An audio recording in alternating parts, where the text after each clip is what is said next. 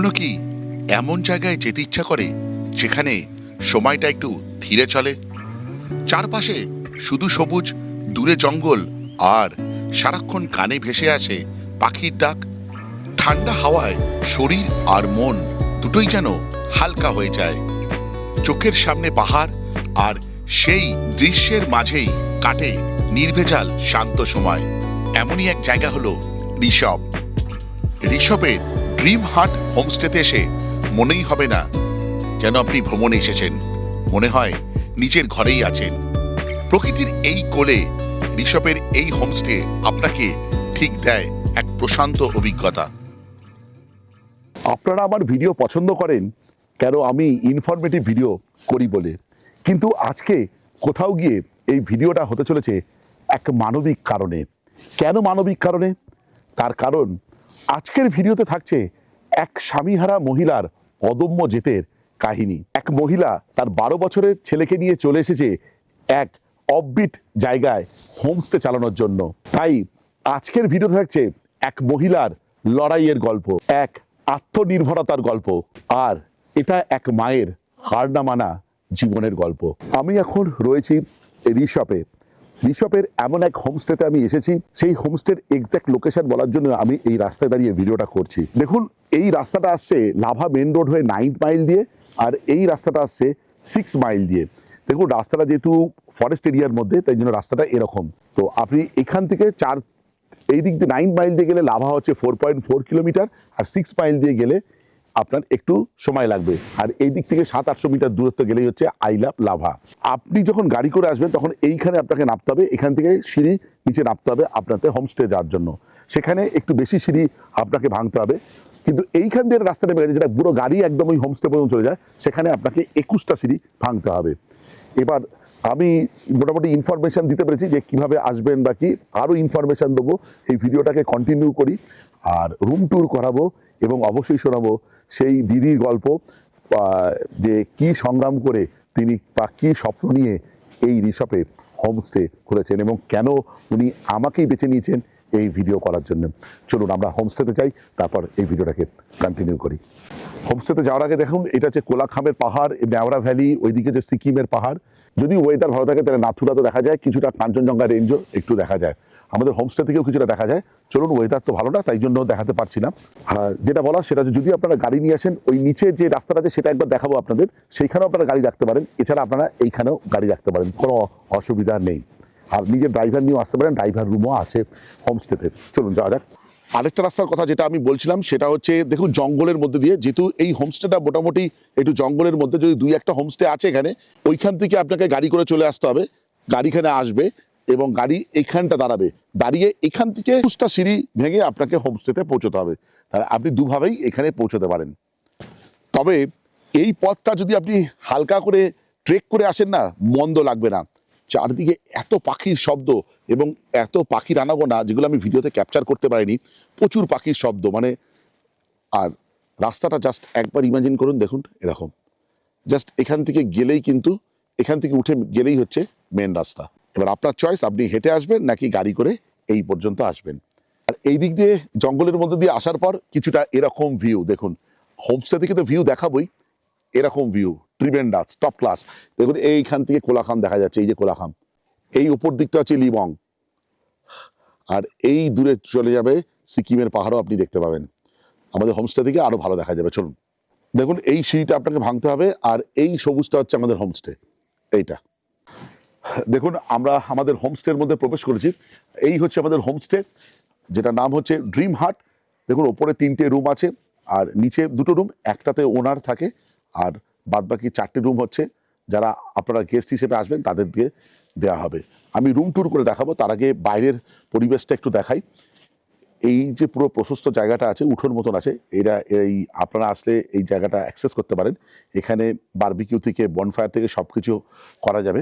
সামনে দেখুন জঙ্গল, আর এখানে একটু আগে এসে পাখির কলতান শুনছিলাম, দারুণ। আর ওই দিক দিয়ে ভিউ তো দেখাবই। আমরা কথা এগোনোর আগে চটপট একবার রুম ট্যুর করে দিই। আর প্রথমে দেখাই আমাকে যে রুমটা দেওয়া হয়েছে, সেই রুমটা আমাকে দিয়েছে 3 নম্বর রুম। জাস্ট রুমটা দেখাই, রুমটা কিন্তু ঠিকঠাক, একদম ঠিকঠাক। যেটা হচ্ছে এখানে একটা ডাবল বেড আছে, এখানে একটা সিঙ্গেল বেড আছে।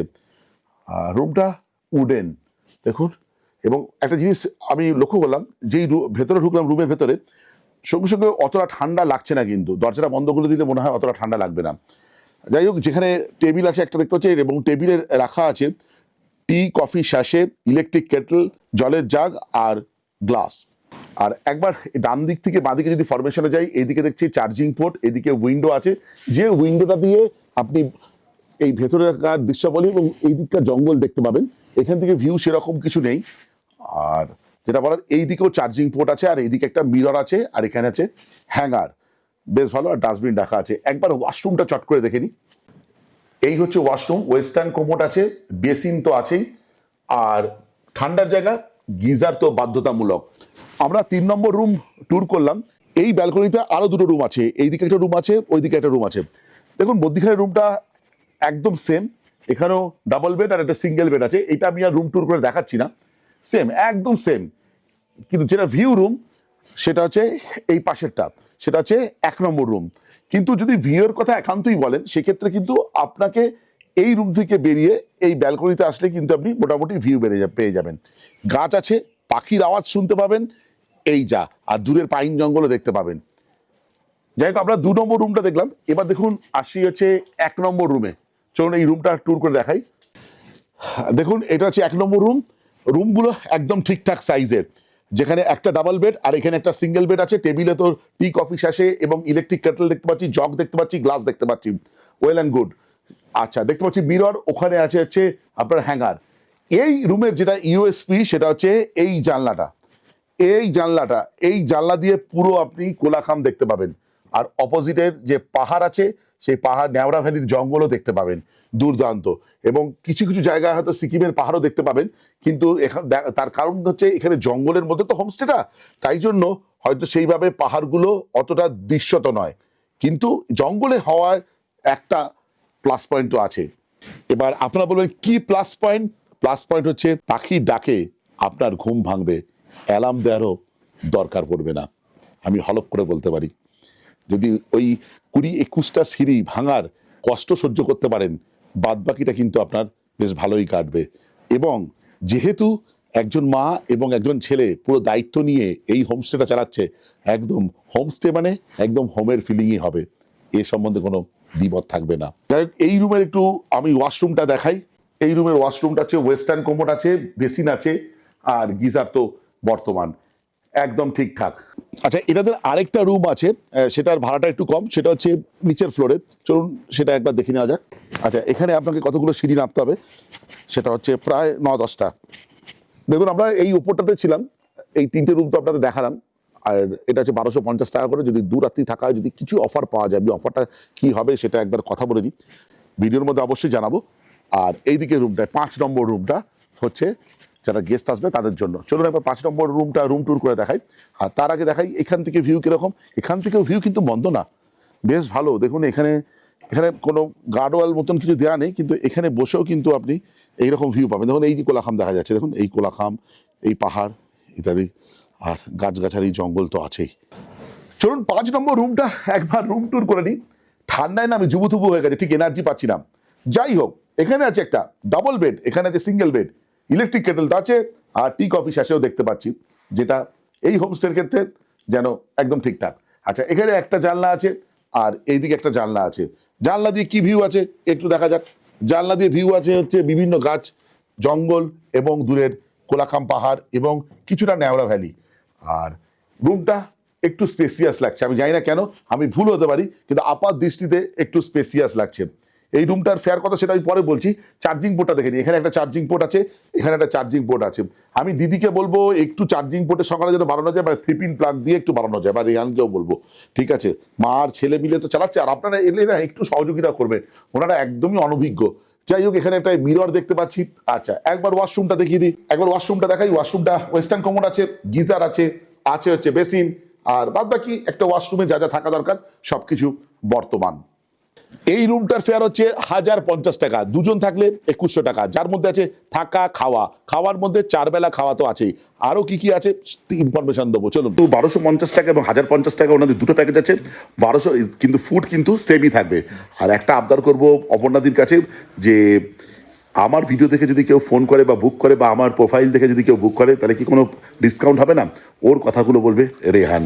রেহান, যদি কেউ আমার প্রোফাইল দেখে বা আমার ইউটিউব সাবস্ক্রাইবার হয়ে যদি কেউ বুক করে এখানে, তারা কি কোনো ডিসকাউন্ট পাবে না? অবশ্যই পাবে। যারা আপনার ইউটিউবে ভিডিও দেখে আসবেন তারা 10% ডিসকাউন্ট পাবে। মিনিমাম 5জন থেকে 4জন লোক আসলে তাহলে দেওয়া হবে। তাছাড়া যদি 2জন আসে তাদেরকে মিনিমাম 2 নাইট স্টে করতে হবে। Very good, very good. একটা কথা বলছি শুনুন, ও মাত্র ক্লাস 7-এ পড়ে। ওর কথাটা হয়তো আপনাদের মনে তাড়াহুড়ো বলছে বা কিছু, ওর কথাটা সিরিয়াসলি নাও নিতে পারেন, কিন্তু এরকম না।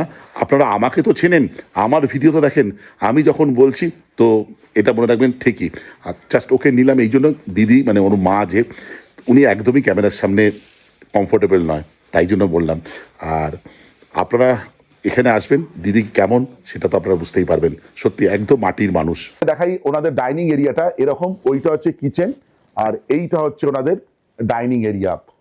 খুব একটা ছোট না, খুব একটা বড়ও না, মোটামুটি 8-10 জন তো অ্যাট এ টাইম বসে লাঞ্চ বা ডিনার বা ব্রেকফাস্ট করাই যাবে। সবে সবে এই হোমস্টেটার লিস্ট দিয়েছে অপর্ণাদি। দিদি আমাকে যেটা বললেন সেটা হচ্ছে এটাকে আরো সাজানো গোছানো হবে, আরো অনেক কিছু করানো বাকি আছে। জাস্ট এই মাসের মানে ডিসেম্বর মাসের 9 তারিখে এটা হ্যান্ড ওভার হয়েছে, ফলে টাইম পাইনি ওনারা করতে। আপনারা এলে আস্তে আস্তে দেখতে পারবেন এর ইমপ্রুভমেন্ট। আচ্ছা চলুন আমি লাঞ্চটা করে নিই, করে আরও ইনফরমেশান দেবো, আশেপাশে একটু ঘুরতে যাবো। কালকে সকালবেলা খুব ইচ্ছা আছে এখান থেকে টিফিন দ্বারা ট্রেক করার। দুপুরের লাঞ্চে আছে ভাত আর ডাল, পোস্তর বড়া, বেগুন ভাজা, সর্ষে রুই, পাঁপড় ভাজা, আর এখানে আছে হচ্ছে ফুলকপি রোস্ট আর চাটনি তো আছে। আচ্ছা এর মধ্যে কিন্তু এইটা চার্জেবল, পোস্তের বড়াটা, এটা আমি দিদিকে বলেছিলাম তো দিদি করে দিয়েছেন, একদম ঘরোয়া রান্না। তো আপনারা যদি আসেন এই মেনু তো পাবেনই, খালি পোস্তর বড়ার জন্য এক্সট্রা চার্জ লাগবে, তবে সেক্ষেত্রে আপনাদের আগে থেকে বলতে হবে। সাধারণত আমি খাওয়া দাওয়ার ভিডিও খুব একটা করি না ইদানিংকালে। ফুলকপি রোস্টটা যা হয়েছে না, মানে ট্রিমেন্ডাস, মানে টপ ক্লাস বললেও কম বলা হবে, দুর্ধর্ষ। মানে আপনারা এখানে এসে এই দিদির হাতে ফুলকপি রোস্টের আবদার করবেনই করবেন। আরেকটা হচ্ছে পোস্তর বড়া। আমি কি খাচ্ছি তার থেকেও বেশি গুরুত্বপূর্ণ কোথায় বসে খাচ্ছি। পেছন দিকে নেওড়াভারি জঙ্গল, কোলাখাম দেখা যাচ্ছে, আর এইদিকে হচ্ছে জঙ্গল। আর আমি লাস্ট লাঞ্চে নিয়েছি রুই সর্ষে, দুর্দান্ত হয়েছে, এটাও দুর্দান্ত। আচ্ছা দুটো কথা বলে নিই খাওয়া দাওয়া সম্বন্ধে। ঘরোয়া খাওয়ার যেমন হয় একদম সেম, তার মধ্যে ফুলকপি রোস্ট আর মাছটা ছিল টপ নচ। আচ্ছা এখন আপনাদের মনে প্রশ্ন আসতে পারে কেউ ডাইনিং ছেড়ে কেন আপনি এখানে এলেন? জাস্ট এই এনভায়রনমেন্টটা এনজয় করার জন্য, আর কিছু না। আমি তখন দিদিকে জিজ্ঞেস করলাম যে অন্যরা যদি কেউ এখানে বসে খেতে চায়, তখন বলে হ্যাঁ সেটাও সম্ভব। আচ্ছা লাঞ্চ হয়ে গেছে, আমি রেহানের থেকে 2-3টে ইনফরমেশন নিয়ে নিই।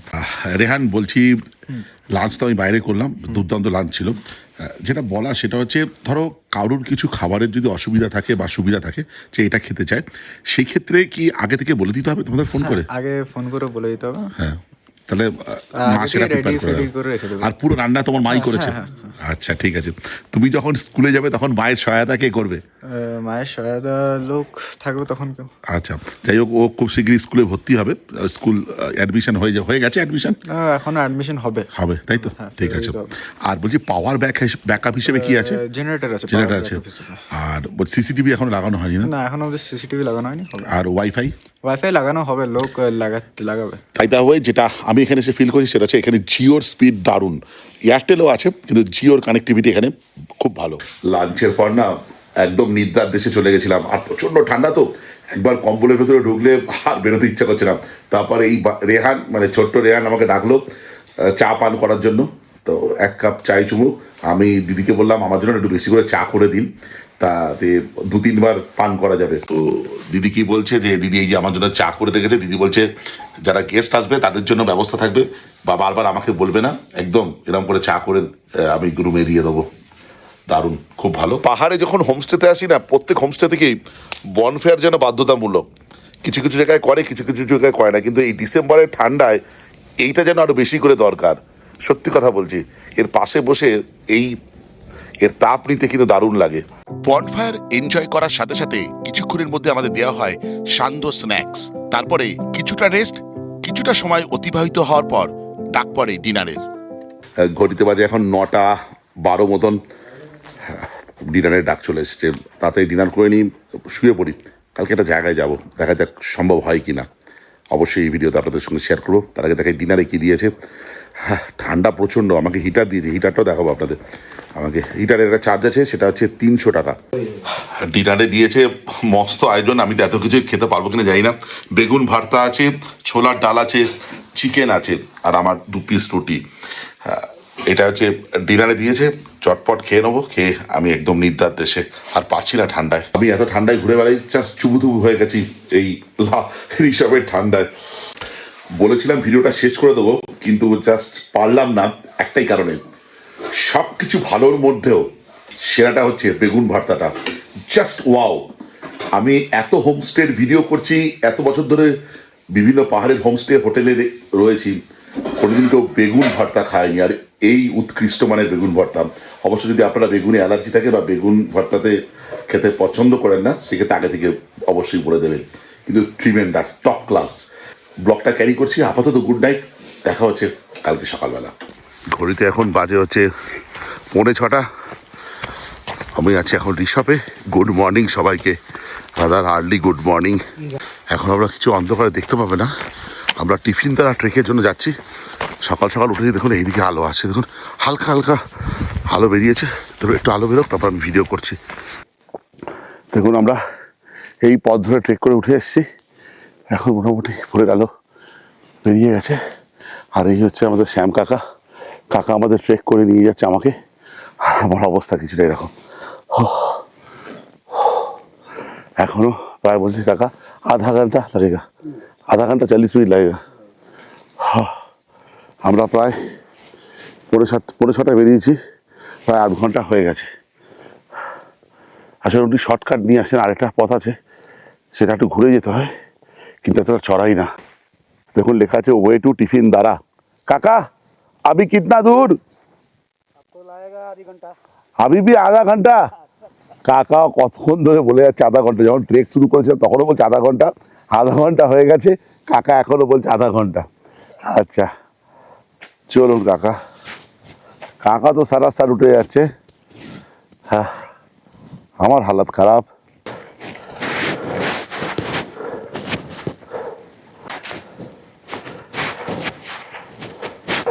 আমি যখন দাঁড়াচ্ছি একটা সুবিধা হয়েছে, কাকা তাড়াতাড়ি যাচ্ছে না। কাকা কী করছে, জঙ্গল একটু পরিষ্কার করতে করতেও যাচ্ছে।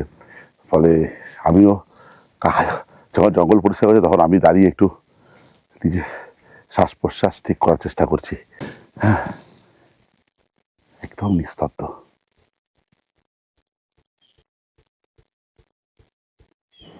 শুধু পাখির শব্দ শোনা যাচ্ছে, তার একটা পাখি ডাকছে।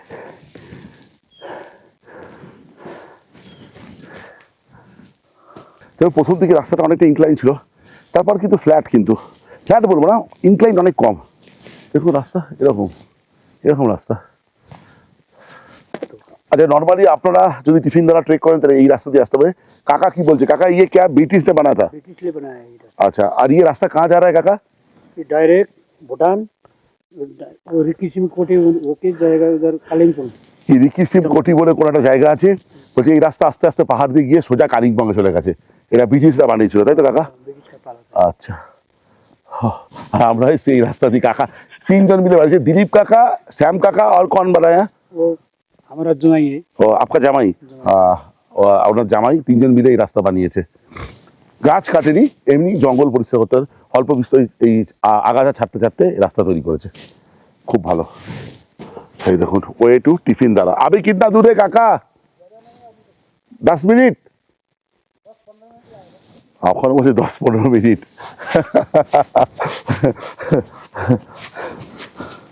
ঘড়িতে একবার দেখি কতক্ষণ এই টিফিন দ্বারা। তাহলে আপনাদের মনে হবে। দেখুন এখন বাজে হচ্ছে 6:40। আমাদের এখন 1 ঘন্টাও হয়নি আমি ট্রেক শুরু করেছি। আমি 6:45 সময় ট্রেক শুরু করেছিলাম। अभी आएगा आ गया है काका? हाँ ज़्यादा नहीं, 10 মিনিট लगेगा। যখন ট্রেক শুরু করেছিলাম তখন বলছিল ज़्यादा नहीं। तो आपको ये ज्यादा आधी घंटा लगेगा बोलने से, फिर बाबा बोलेगा क्या? পজিটিভ মানুষ, খুব পজিটিভ থিঙ্কিং মানুষটা। हमें थोड़ा धीरे धीरे लेके आया तो नहीं आगे बढ़ा था ना तो हम नहीं जाएंगे।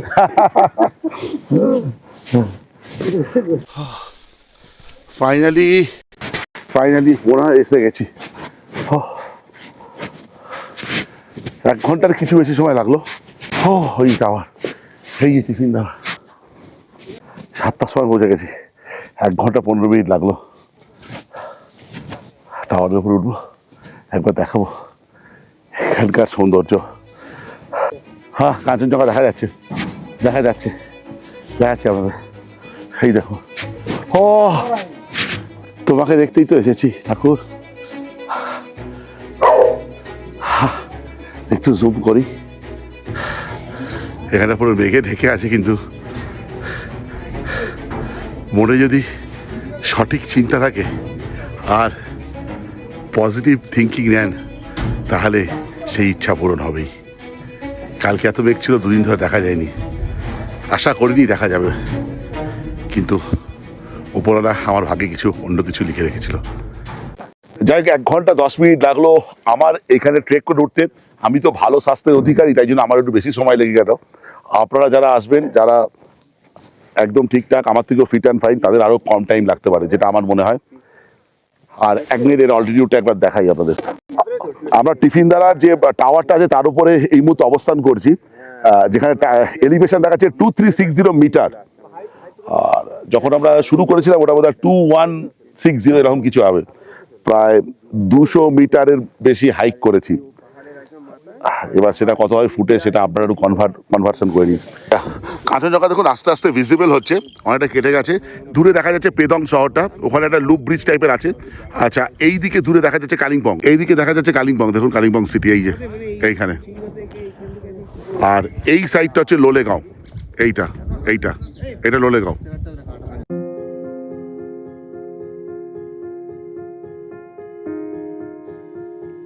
ভোরের আলো ধীরে ধীরে পাহাড়ের গায়ে এসে পড়তেই চারপাশটা অন্যরকম হয়ে ওঠে। টিফিন দ্বারার দিক থেকে সামনে তাকালেই ভেসে ওঠে কাঞ্চনজঙ্ঘা।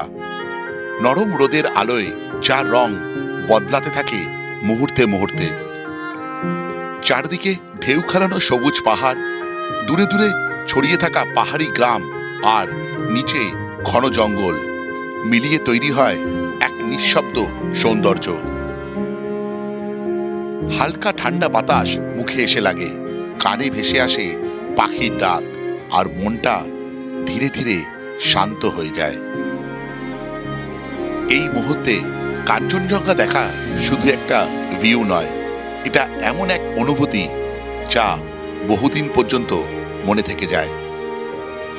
এই চারপাশের ভিউয়ের মাঝে দাঁড়িয়ে থাকলে মনে হয় শহরের সব শব্দ অনেক দূরে কোথাও হারিয়ে গেছে।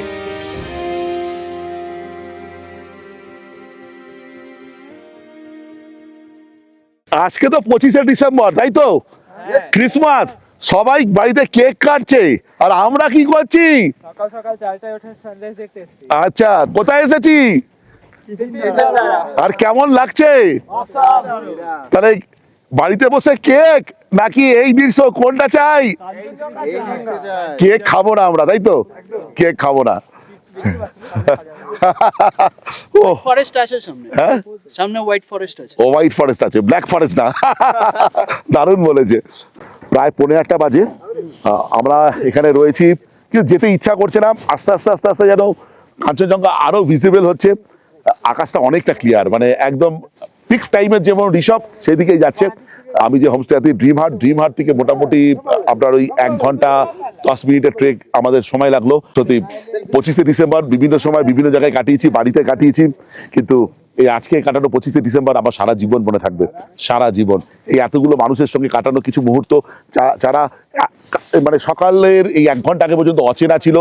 ভ্রমণ কি করতে পারে না, ভ্রমণে এমন জিনিস করতে পারে, অচেনাকে চেনা করতে পারে, আর দূরকে পাস করতে পারে।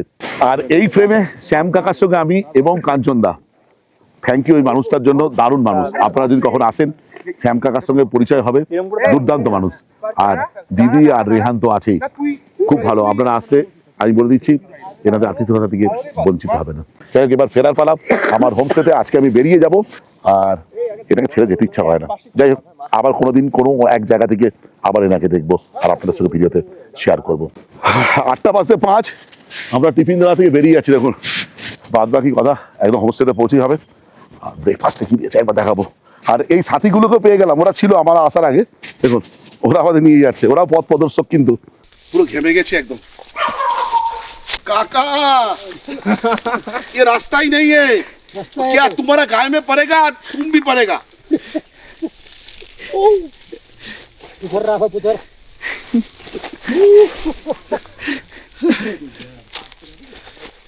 Okay, thank you.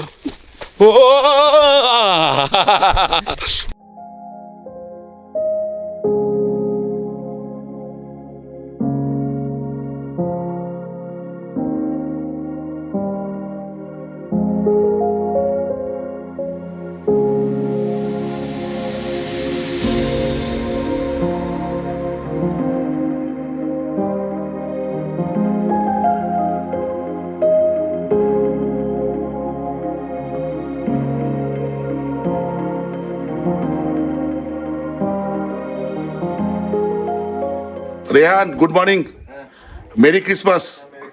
আচ্ছা, হ্যাঁ চা করো। আর দু একটা তোমার থেকে ইনফরমেশন নেবো। দিদি তো ক্যামেরার সামনে আসবে না।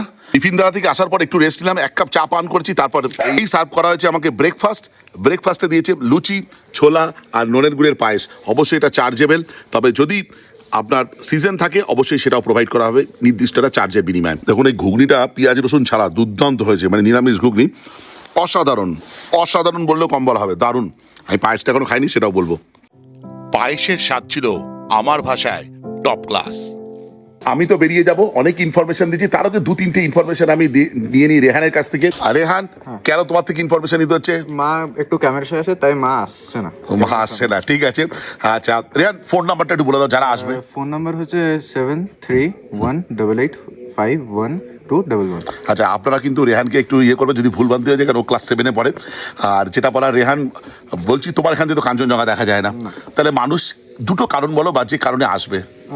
সামনের এই নেচার ভিউ আছে, ফরেস্ট, প্লাস এই সামনে নিউরো ভ্যালি আছে, নিউরো ভ্যালি ভিউ পাবে একদম একদম। আর টিফিন দ্বারা কাছে আছে। হ্যাঁ, ওরা ট্রেক করে উঠতে পারে, সেটা তো আমি দেখিয়ে দিয়েছি। এই হোমস্টেতে আসবে কেন কি আমি আর মা আপনাদেরকে চেষ্টা করবো পুরো হোমলি ভাইব দেওয়ার জন্য। একদম, যেহেতু হোমস্টে, তাই তো, ঠিক আছে। আচ্ছা বলছি, গাড়ির ব্যাপারে যদি কেউ জিজ্ঞেস করে, মা বলছিল যে গাড়ির ব্যবস্থাও করে দেবে, তাহলে সেখানে গাড়ি এনজিপি বা শিলিগুড়ি থেকে পিক অ্যান্ড ড্রপ হয়ে যাবে। এনজিপি বাগডোগরা থেকে পিক অ্যান্ড ড্রপ হয়ে যাবে, এটা আমি জানি। সেটা হচ্ছে মোটামুটি এনজিপি থেকে ছোট গাড়িতে মোটামুটি 3,500 থেকে 4,000 টাকা মতন গাড়িতে ভাড়া পড়ে। বড় গাড়িটা আমি বলবো দিদিকে একবার ফোন করে আপনারা জেনে নেবেন। দিদির, এটা দিদিরই নাম্বার যেটা দেওয়া হলো। আর বলছিলাম যে 20-21টা সিঁড়ি নামতে হবে। কারোর কাছে কষ্ট নাও হতে পারে, কারোর কাছে হতেও পারে। এই যে লাগেজ বহনের ব্যাপারটা, এটা লোক এসে করে দেবে, মানে গাড়ি থেকে নামিয়ে এখানে দিয়ে যাবে, আবার যখন যাবে তখন আবার গাড়িতে উঠিয়ে দেবে, তাই তো?